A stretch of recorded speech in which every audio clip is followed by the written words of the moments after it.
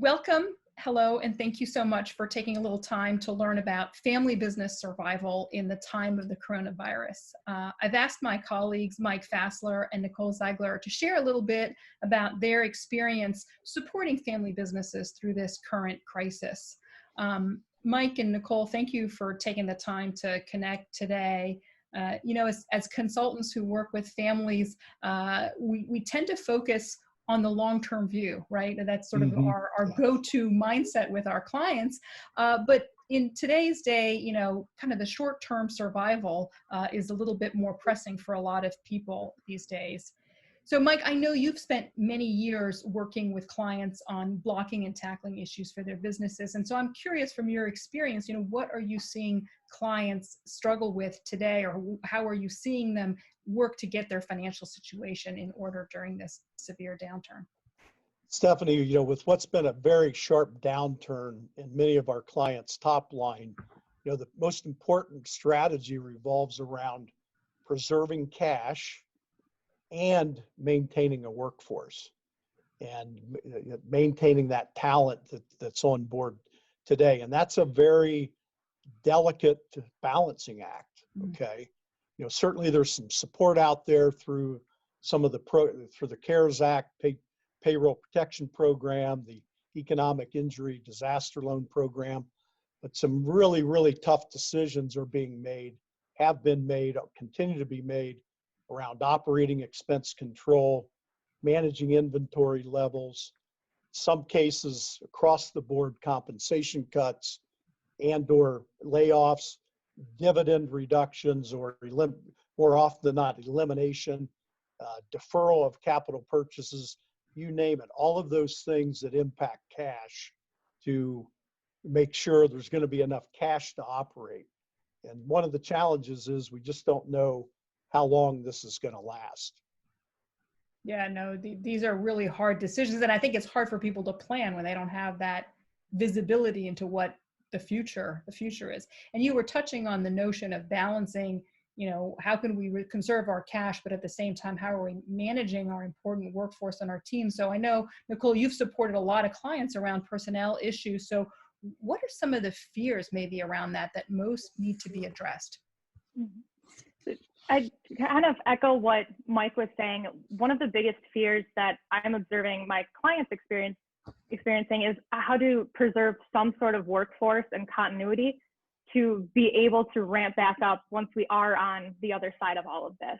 Right. Kind of at that executive or owner level, people are wrestling with many tough decisions, as Mike was talking about, including being forced to let some employees go. And that's hard. Sometimes these employees may have spent the bulk of their career with this said company, or they may have even grown up with the current ownership group.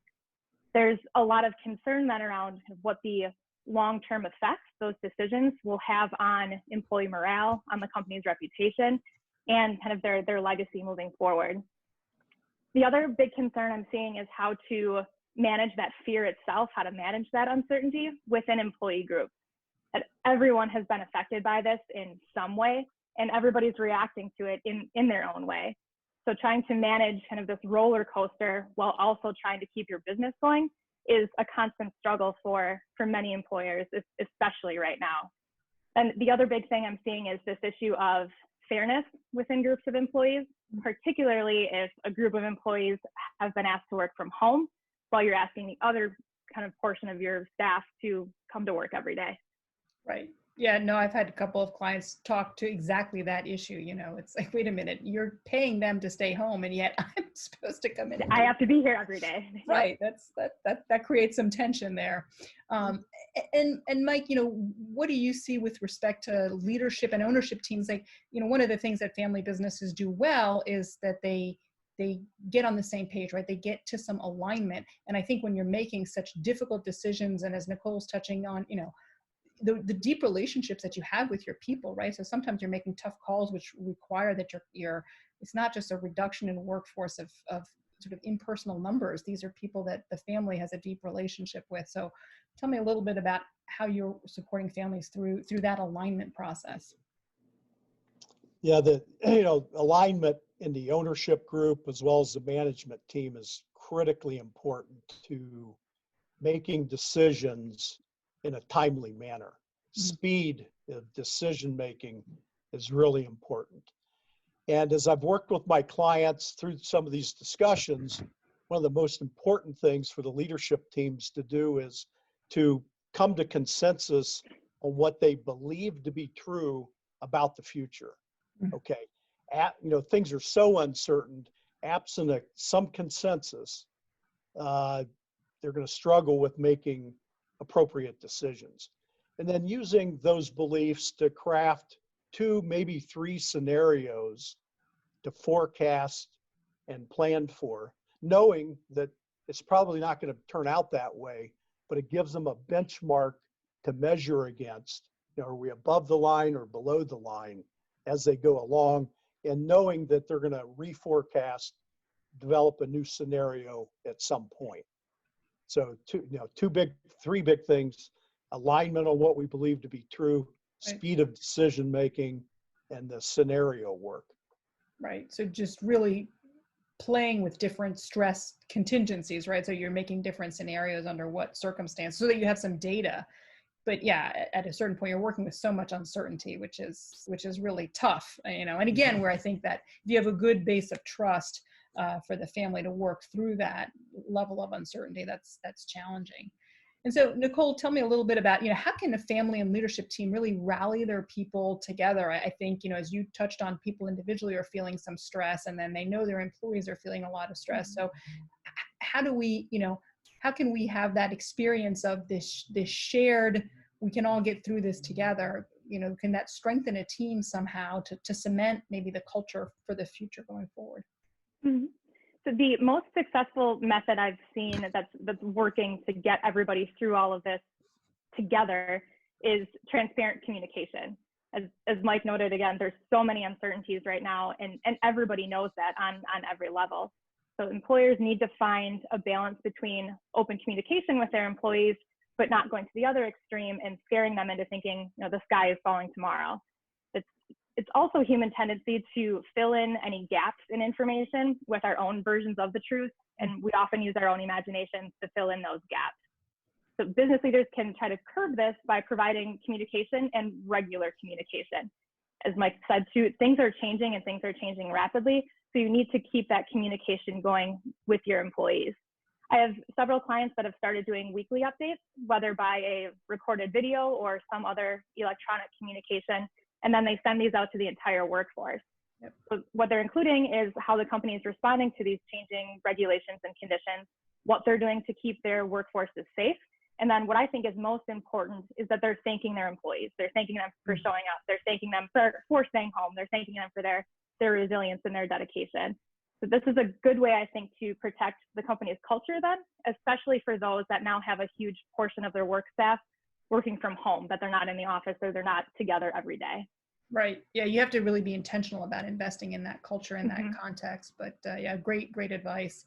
So just to close this out, maybe, do you guys have an example, or each of you have an example about a family that's, either doing a really nice job of pulling together and building on that culture, or making some really hard decisions and kind of maybe leaning into their culture or previous experience to help guide them in terms of how do you make some of those tough calls? So I don't know, Mike, what would you point to? Yeah. I think the behavior of our family business leaders is, my observation is, it's generally been very remarkable in that the family, the ownership group, the executive team, they're taking a hit, if not in parallel with the rest of the employee group, mostly in advance. Mm-hmm. So they're right in there setting the example of the self-sacrifice that's involved in these difficult times in concert with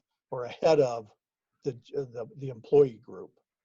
Yeah, no, I've definitely heard of some families, taking significant cuts in pay or even just taking no pay, or other obvious demonstrations like that of shared sacrifice.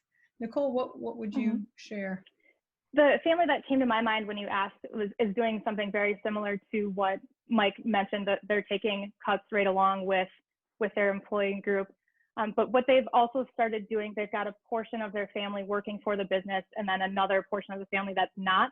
So they've started every other week, they have a family Zoom conference. So those that are working in the business and having to make these decisions, they're relying very heavily on the rest of the ownership group for input. So when these decisions are being made, it's a unified family decision that they're kind of starting at the top, working together and kind of promoting that company-wide. That's great. I mean, it's a great demonstration of the ownership group's commitment, right? And being willing to share the burden in a sense of some of those hard calls, and that maintains that alignment longer term. So, well, great. I really want to thank both of you for sharing some insights, and hopefully that, you know, provides some ideas for other families, and really appreciate you taking a little bit of time this afternoon. Thank you so much. Thank you, Stephanie. Thank you, Stephanie. Thank you. Thanks. Bye-bye.